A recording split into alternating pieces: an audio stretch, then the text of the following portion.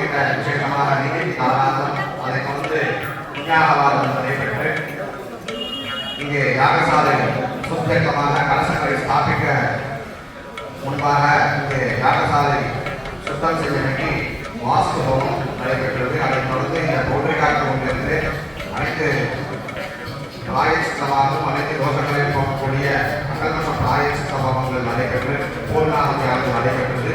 அதைத் தொடர்ந்து இன்று மாலை சம அந்தஸ்துள்ள பெருமாளாக கருதப்படுவதனால் எட்டு பெருமாளுக்கு தனித்தனியாக யாகசாலை தனித்தனியாக மகாவேதி செய்யாவேதி அமைக்கப்பட்டு இங்கே விசேஷமாக இந்த யாகங்கள் நடைபெறுகிறது.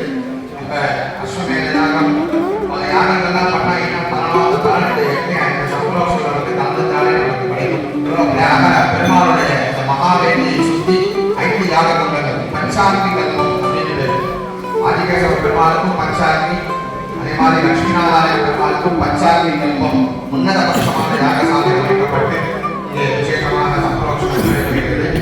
எப்படி